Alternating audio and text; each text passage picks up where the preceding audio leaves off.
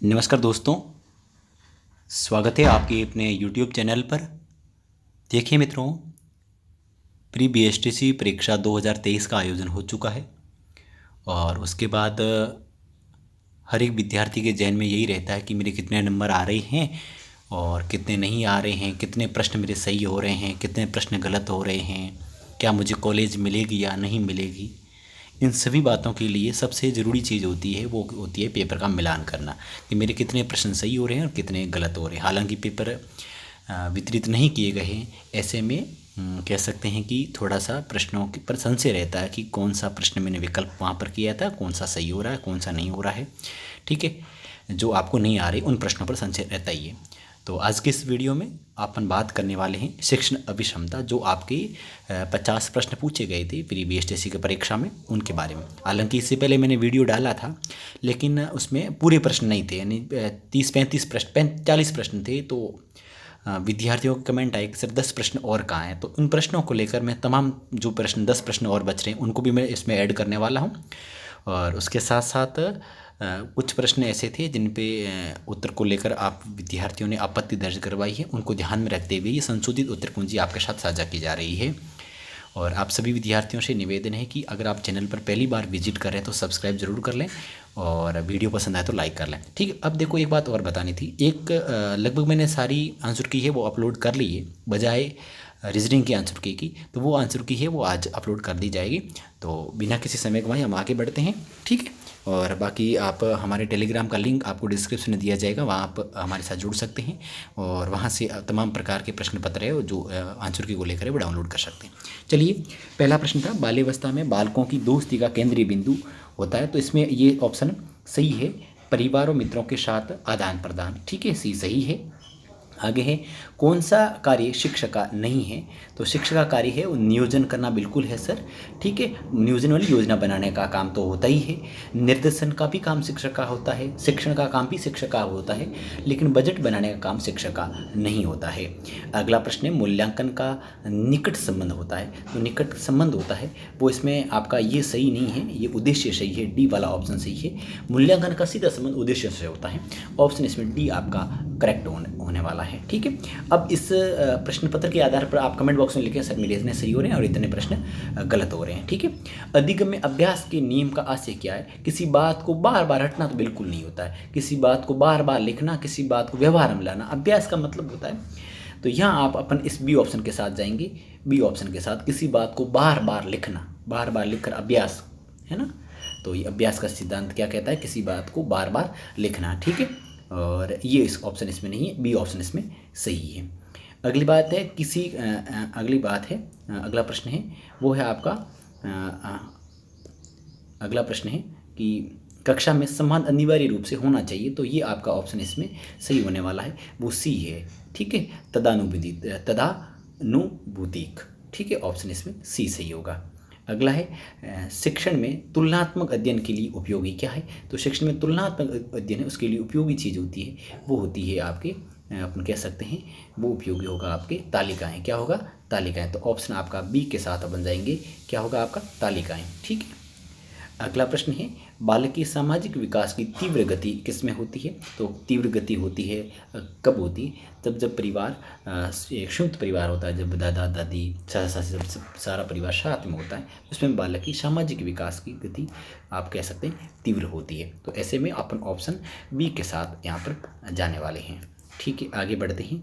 अगला प्रश्न है, यदि किसी छात्र आपको अपने घर पर आमंत्रित करता है तो आप क्या करेंगे। अवश्य जाएंगे, नहीं। एकदम तो नहीं जाएंगे। माता पिता के बुलाने पर जाएंगे, जी नहीं। मना कर देंगे, नहीं। किसी अवसर विशेष होने पर ही जाएंगे। ठीक है, ऑप्शन इसमें डी सही है। अब की बार क्या है कि ऐसा कुछ भी नहीं है, क्या हुआ, कई सारे विद्यार्थी मुझे पूछते हैं कि सर क्या आपकी बार 3 2 1 अंक वाला है। बिल्कुल नहीं है जी, यहाँ पर आपको परफेक्ट उत्तर आता है तो ही आपको 3 अंक मिलेंगे, वरना 0 मिलेगा। ठीक है, यहाँ 3 2 अंक वाला आपकी बार नहीं है। ठीक है, अगला प्रश्न है, निम्नलिखित गुणों के समूह में से कौन सा शिक्षक के लिए उपयोगी है। देखो, ईमानदारी होती है विद्यापक में, ईर्ष्या नहीं होती है जी, और ज्ञान संयम सभी ये सही है। बाकी इसमें करुणा, इसमें प्रभुत्व आ गया और इसमें क्रोध आ गया, ये नहीं है। तो ऑप्शन आपका इसमें बी के साथ हम लोग यहाँ जाने वाले हैं। नेतृत्व के गुणों का विकास बालकों में इसलिए किया जाता है क्योंकि वे क्या करेंगे, आगामी जीवन में श्रेष्ठ नेतृत्व का मतलब नेता बनना, ये तो नहीं होगा। तो यहाँ आप किस ऑप्शन के साथ जाएंगे, नेता बनना। तो नेता तो बनाना नहीं है इसको। व्यक्तित्व का विकास कर सके, मित्रता की भावना बढ़ा सके, समाज को समझ सके। तो यहाँ अपन बी ऑप्शन के साथ जाएंगे। किसके साथ, बी ऑप्शन के साथ जाने वाले। प्रौढ़ शिक्षा का अर्थ क्या, प्रौढ़ का मतलब होता है कि 18+ वालों को शिक्षा देने का कारण क्या है, उनको साक्षरता करना, साक्षर करना उनका काम होता है। अगला है परिवार एक साधन है। देखो परिवार एक साधन है किस प्रकार शिक्षा का, औपचारिक शिक्षा है वो मिलती है आपकी स्कूल में। कहाँ मिलती है, स्कूल है, कॉलेज है, जहाँ आप जाते हो, जहाँ शिक्षक के माध्यम से आपको शिक्षा मिलती है वो होती है औपचारिक शिक्षा। जबकि अनौपचारिक शिक्षा है वो आपको परिवार में मिलती है। तो ऑप्शन अपन बी के साथ यहाँ जाने वाले हैं। अगला प्रश्न है उस नेता को अच्छा माना जाता है जो क्या करता है। तो उस नेता को अच्छा माना जाता है किसको, समूह के प्रेरकों को संतुष्ट करे। ऑप्शन ए इसमें सही है। किस नेता को अच्छा माना जाता है, तो समूह के जो शिक्षक है उनको, प्रेरकों को संतुष्ट करे। इसमें यूँ लिखा है समूह के प्रेरकों को संतुष्ट करे। ठीक है, आगे बढ़ते हैं। शिक्षण प्रक्रिया के तहत आश्रित सर क्या है। देखो आश्रित क्या है, तो आश्रित होता है इसमें छात्र, आपका बी सी ऑप्शन सही है। ठीक है, तो ये आश्रित है वो शिक्षण छात्र है। ठीक है, आगे बढ़ते हैं। शिक्षण की योजना पद्धति होनी चाहिए, कैसी होनी चाहिए, देखो कैसी होनी चाहिए। तो वो आपके शिक्षण की जो पद्धति है वो हमेशा कैसी होनी चाहिए, बालकों पर आधारित होनी चाहिए। किस पर आधारित चाहिए, बालकों पर आधारित। और बालकों पर आधारित उसे अपन कहेंगे बाल केंद्रित। तो ऑप्शन आपका इसमें सी के साथ अपन जाने वाले हैं। वह कारक जो व्यक्ति में कार्य करने के लिए उत्साह बढ़ाता है घटाता है। तो अभी आपकी ऑप्शन होगा अभिप्रेरणा। क्या होगा, अभिप्रेरणा। क्योंकि देखो अभिप्रेरणा दो प्रकार की होती है, एक होती है सकारात्मक और एक होती है नकारात्मक। तो यहाँ आपको सकारात्मक होती है वो तो ऊर्जा को बढ़ाती है, और नकारात्मक होती है वो ऊर्जा को आपके घटाती है। ठीक है, आगे है सृजनात्मकता का प्रभाव कौन सी अवस्था से हो जाता है।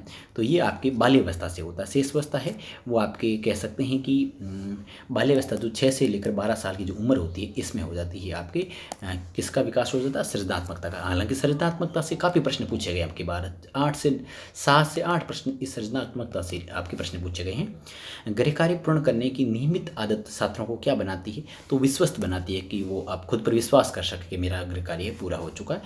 ऑप्शन ए के साथ यहाँ पर अपन जाने वाले हैं। ठीक है, तो आदत क्या बनाती है, विश्वस्त बनाती है। अगला प्रश्न है बालक की उन्नयन व विकास में सर्वाधिक भूमिका किसकी होती है।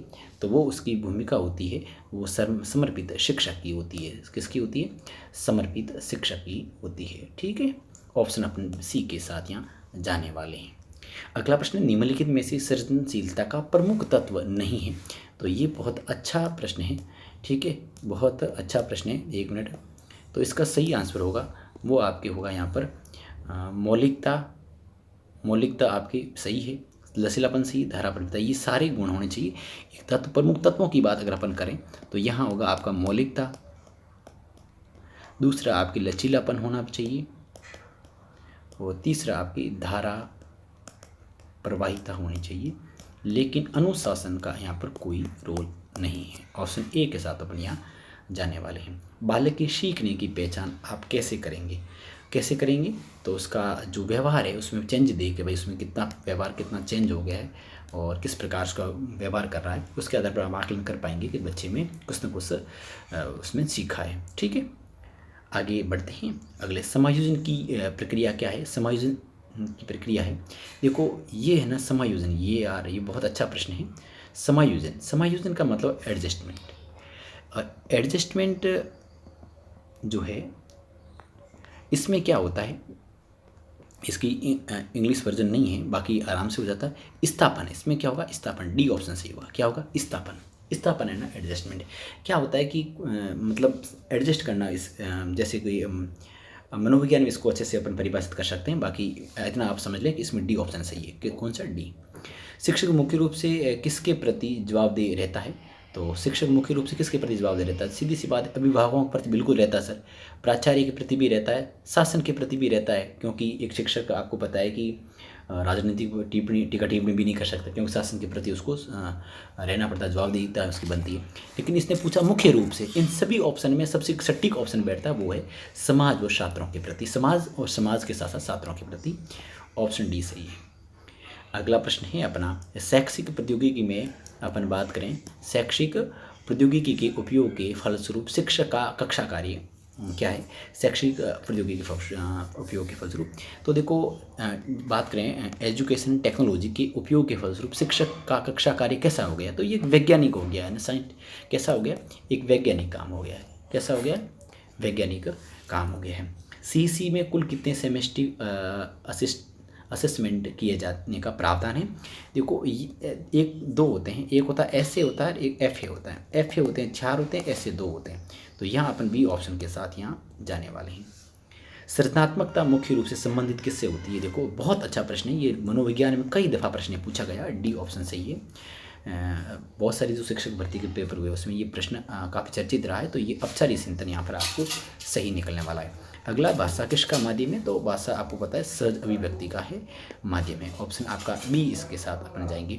अधिगम की सफलता का प्रमुख आधार क्या है, तो अब अधिगम की सफलता तभी मिलेगी जब हम अपने लक्ष्य की प्राप्ति की अंदर उत्कृष्ट इच्छा होती है कि मुझे इस BSTC में सिलेक्शन हर हाल में लेना है। इसलिए आपने जो पढ़ाई की है, मेहनत की है, फिर आपका सिलेक्शन हो जाता है। यही तो आपकी अधिगम पढ़ाई की सफलता का आधार है कि आपको सफलता मिल गई कि मुझे BSTC में सिलेक्शन हो गया, मुझे कॉलेज मिल जाएगी। ठीक है, और ठीक 2 साल बाद में अध्यापक भर्ती में सिलेक्शन ले लूँगा और मास्टर बन जाऊँगा बस। ये प्रश्न बहुत अच्छा प्रश्न था हालांकि। तो द कंडीशन ऑफ लर्निंग, ये है आपके रॉबर्ट गेने की है, जिसने 8 मतलब कंडीशंस बताई थी। तो ये पुस्तक है द कंडीशन ऑफ लर्निंग, ये है रॉबर्ट गेने की है। सर किसकी है, रॉबर्ट गेने की है।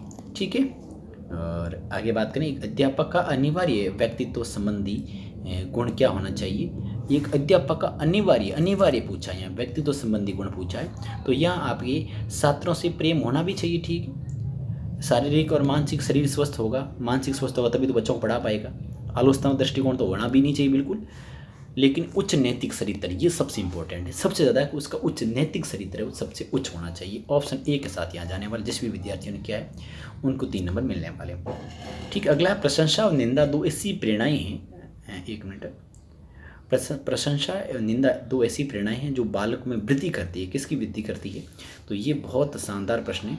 यहाँ देखो अनुशासन की वृद्धि करेगी, शरीर की भी करेगी, सामाजिक प्रेरणा की भी करेगी। उपरोक्त सभी आपके डी ऑप्शन है यहाँ पर सही निकलने वाला है। प्रशंसा और निंदा 2 ऐसी प्रेरणाएँ हैं जो बालक में वृद्धि करती है, अनुशासन की भी करती है, शरीर की भी करती है और सामाजिक प्रेरणा की भी करती है।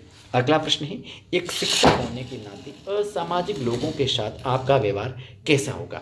तो जो असामाजिक है, जो कह सकते हैं कि सामाजिक गुणों से वे मतलब लापरवाह हैं, जो सामाजिक गुणों से अनभिज्ञ हैं, ऐसे लोगों के साथ अपना व्यवहार कैसा रहेगा, सुधारात्मक, सुधार करेंगे कि उनको कहीं ना कहीं सामाजिक गुणों में उनका प्रवेश करवाया जाए। ठीक है, ऑप्शन इसमें सी आपका सही होने वाला है।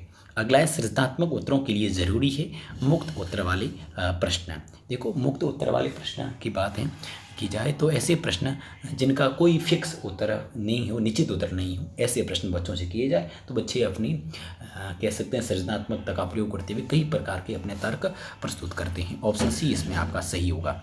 छात्रों में नैतिक मूल्य किस प्रकार उत्पन्न करते हैं, तो अपन वो उत्पन्न करते हैं वो करते हैं आपके पाठ्यक्रम के साथ नैतिकता संबंधी उनसे प्रश्न करके। तो ये पाठ्यक्रम के साथ साथ कुछ नैतिकता संबंधी प्रश्न पूछते हैं, उससे अपन क्या करते हैं, उनमें नैतिक मूल्यों का उत्पन्न या विकास करते हैं। तो ऑप्शन इसमें आपका ए सही होने वाला है। ठीक है, ये तो मैंने आपको बता दिया था, रॉबर्ट गेने हैं। उस नैतिक चरित्र बात का हो गई थी, प्रश्न पर डिस्कस हो चुका है, डी सही है। और यहाँ सुधारात्मक हो गया और यहाँ मुक्त उत्तर वाले प्रश्न होंगे, ये मैंने आपको बता ही दिए हैं, ऑप्शन इसमें ए हो जाएगा। ठीक है, अब अपन हिंदी वाले प्रश्न आ गए। थोड़े से मैं आपको और कुछ प्रश्न बता लेता हूँ। ठीक है, ये तो हिंदी वाले हो गए। अब कुछ प्रश्न जो शेष रहे हैं उन प्रश्नों पर अपन बात कर लेते हैं। ठीक है,